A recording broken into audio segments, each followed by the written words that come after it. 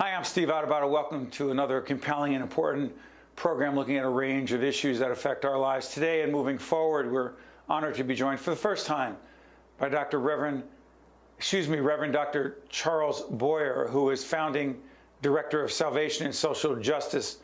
Dr. Boyer, thank you so much for joining us. Thank you so much for having me, Steve. How would you describe your organization? Our organization is a Black faith-rooted public policy organization. We advocate for the rights, the resiliency, and the restoration of Black people, particularly from a Black faith-rooted standpoint, a liberation theology lens. Historically, Black faith communities have been part of every major liberation movement here in the United States. And so that's what we draw from, that history and that faith. Doctor, let me ask you this. Two areas I want to focus on. One, the insurrection of January 6th. We're taping on February 16th. This will be seen after. What do you believe the long-term implications, the impact will be of that January 6th event and everything around it, and what was said and who was there as it relates to the African-American community? Simply put, how much of it do you believe was motivated by racism? Well, thank you for that question. I believe all of it was motivated by racism. And the reason that I say that so forthrightly is because it tracks with a very insidious history in the country. And never has it happened at the national capital before, but it has happened in state capitals and towns all throughout United States history. As Black people have gained political power, as we have won seats, won political, and even gained economic power throughout various areas in the United States, that has been met with a real strong white violent backlash. This perception that Black people gaining power is white people losing power, and that resentment has played itself out.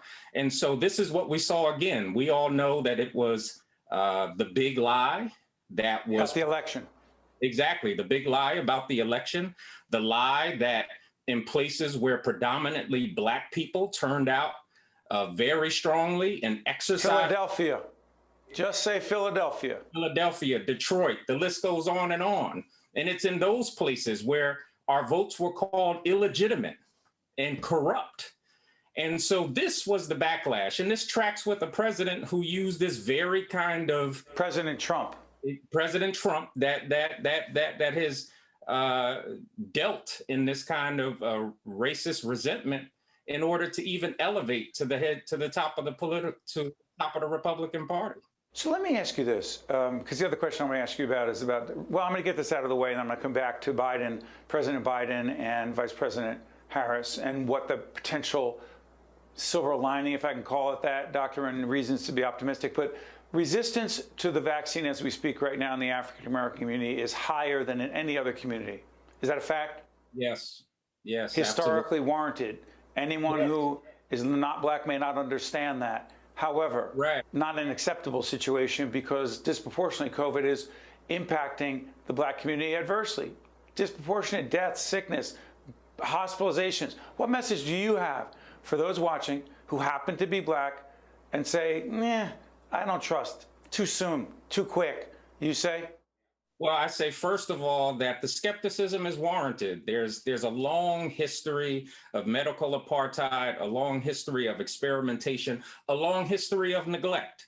And so I don't come to this outside of my Blackness as well. And when it came down to educating myself as someone who has a congregation, as someone who has a network and some level of influence, I had to be confident. And so what I did, I looked to Black physicians, Black scientists, Black people that I know, who I trust, and watched as they took the vaccine, heard and got fully educated about it. And now I feel very confident about taking it. And as I take it, then I ask those who know and trust me to do the same. So look out for family members, for people you trust.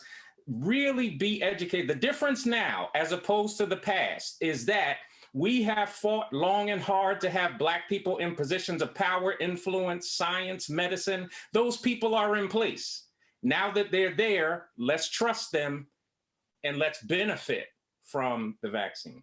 Hey, team, can we put up our website, steveadubato.org? And the reason I'm saying that is we have two compelling interviews. Help me on this, Lauren. We recently did an interview where we had Dr. Sharif El-Nahal, who is the CEO of University Hospital, also the former commissioner of health in the state, and also the terrific physician, Dr. Chris Purnell, who is also from University. Check that out. We have a whole series right now on the vaccine, what you need to know. Excuse me, COVID, what you need to know. Let me ask you this. What do you believe the opportunity is, Reverend Dr. Boyer, for the Biden administration, together with an historically selected and now serving Vice President of the United States, Vice President Harris? What is the opportunity and the challenge as it relates to social justice and making some progress around race? Well, sure. Just before, please call me Charles. All the titles make me nervous. So Charles is fine. Will do.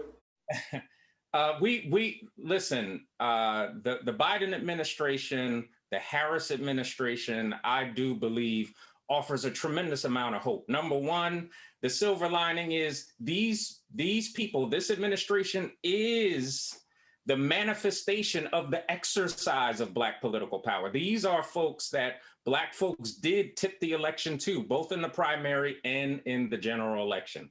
Therefore, one of the things that we saw, which we have never seen before from a president, in the inauguration speech, in the acceptance speech, affirm the fact that structural racism exists. And therefore, and say that there is a commitment to deal with these things. No longer are we trapped with the tropes and the litmus tests of overt racism, but rather the structures that consistently work against Black people. And with the executive order that was put out that would examine all things through a racial justice lens, an equity lens, those things are good signs. And let me just add this last part.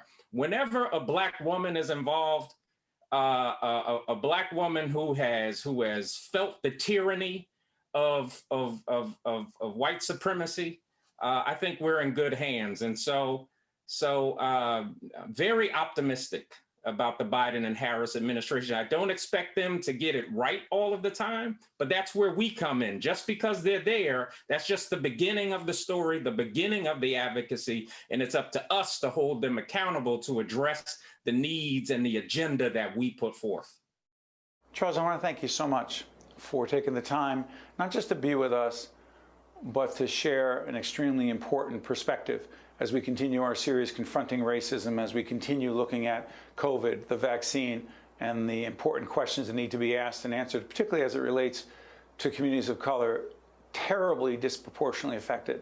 The Reverend, whether he likes his titles or not, or doesn't want to have them out there, he is, in fact, Reverend Dr. Charles Boyer, who's founding director of Salvation and Social Justice. Charles, I want to thank you so much for joining us. All the best to you and your congregation. Thank you, Steve. God bless you. Same to you. I'm Steve Adubato. We'll be right back. State of Affairs with Steve Adubato is a production of the Caucus Educational Corporation. Funding has been provided by PSE&G, the New Jersey Education Association, New Jersey Sharing Network, the Turrell Fund, supporting Reimagine Childcare, the Robert Wood Johnson Foundation, the Healthcare Foundation of New Jersey, NJM Insurance Group, Johnson & Johnson, and by IBEW Local 102. Promotional support provided by CIANJ and Commerce Magazine, and by New Jersey Monthly.